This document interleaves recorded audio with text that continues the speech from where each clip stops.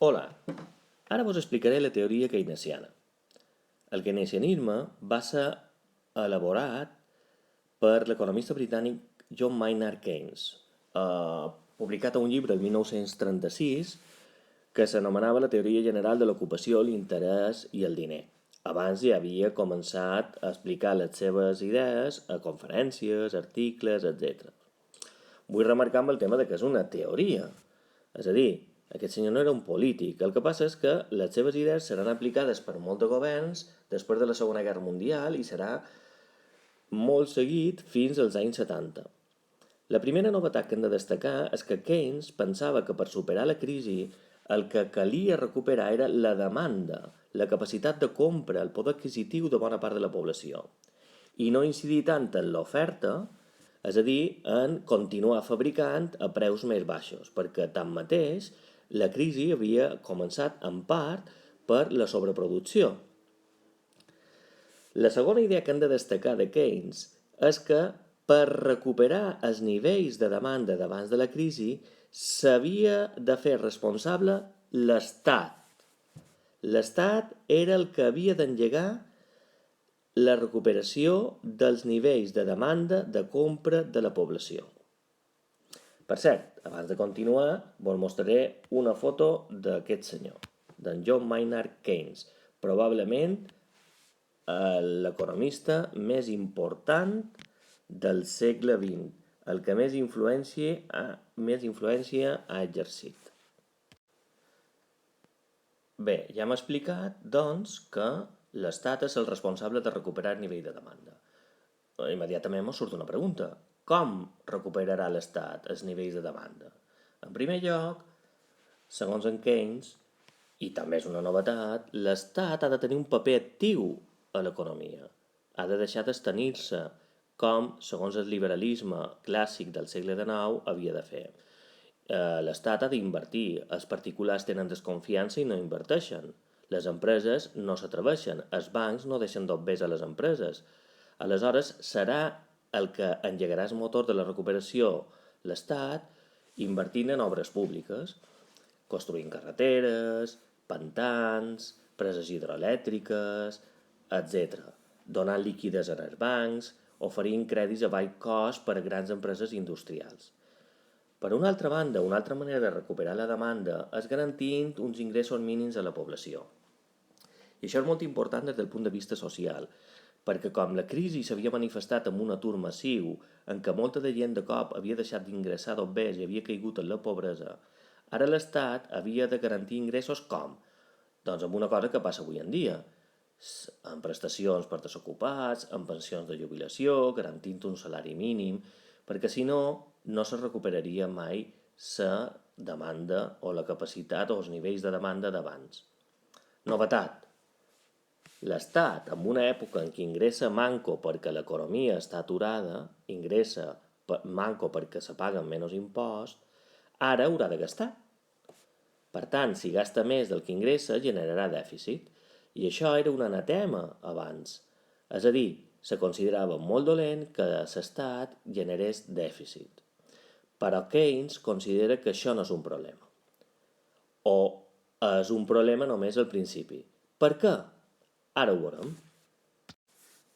La resposta de per què l'Estat no s'ha de preocupar de generar inicialment dèficit públic és perquè, paulatinament, de manera progressiva, en recuperar-se l'economia, cada vegada hi haurà més empreses i cada vegada hi haurà més treballadors. Si hi ha més empreses i més treballadors, s'acabaran cobrant més impostos. L'Estat anirà ingressant més i anirà recuperant el dèficit, anirà tornant el que deu.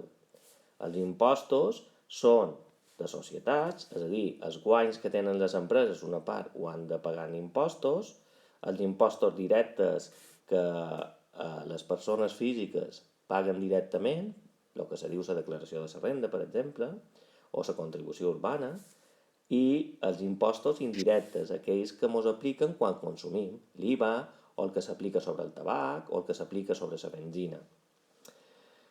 Aquesta teoria de Keynes, és a dir, de que és possible un dèficit públic inicial perquè a la llarga Si recuperar-se l'economia, se podrà recuperar el dèficit, obliga a una cosa, obliga a assolir alts nivells d'ocupació.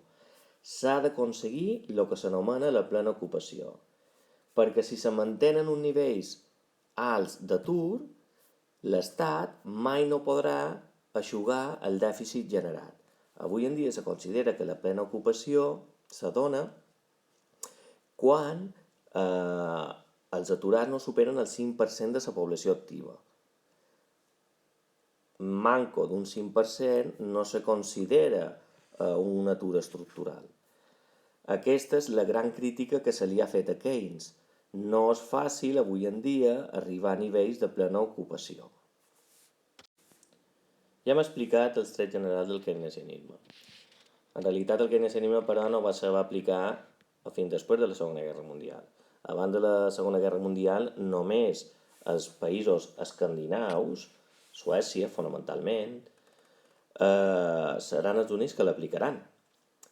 En part, però només en part, també el van aplicar als Estats Units amb el New Deal d'en Franklin Delano Roosevelt, que se va preocupar de millorar o de mantenir certs nivells de demanda seguint algunes de les recomanacions de Keynes. L'important, però, és veure que després de la Segona Guerra Mundial, pràcticament tots els països d'Europa Occidental, els països occidentals, tots els països desenvolupats aplicaran les idees de Keynes. Entre 1950 i 1973-75, els estats aplicaran o tindran en compte les idees keynesianes i això donarà lloc a el que alguns historiadors han anomenat com l'edat d'or del segle XX. El segle XX el podrien dividir en tres grans etapes: l'època de les catàstrofes, des de la Primera Guerra Mundial, el període entre guerres i la Segona Guerra Mundial, l'edat d'or, en què se donen grans creixements econòmics, estabilitat, entre 1950 i el 1970-80, i després una època de crisi que podríem dir que dura fins avui en dia a partir dels anys 80.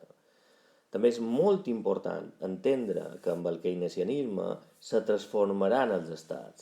Aquells estats sorgits al segle XIX, a la revolució industrial i les revolucions liberals, l'estat liberal se transformarà i donarà lloc al segle XX a un nou tipus d'estat, el que avui en dia es coneix com l'estat del benestar o l'estat social.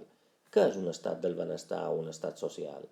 Un estat que se fa responsable de més coses que la de garantir el funcionament de l'economia, respectar les lleis o fer respectar les lleis, garantir la propietat privada. És un estat que garanteix un mínim de prestacions i de serveis a la població i que aplica unes polítiques d'igualtat bàsica, com per exemple la sanitat, l'educació, etc., perquè els ciutadans tinguin garantida la seva supervivència social, perquè s'entén que en el món contemporani sobreviure en la nostra societat requereix d'una sèrie de requisits: una educació, una sanitat, l'accés a la vivenda, l'accés a la seguretat social, és a dir, una sèrie de prestacions que quan tu tinguis un problema no s'aturin els ingressos i puguis sobreviure mínimament.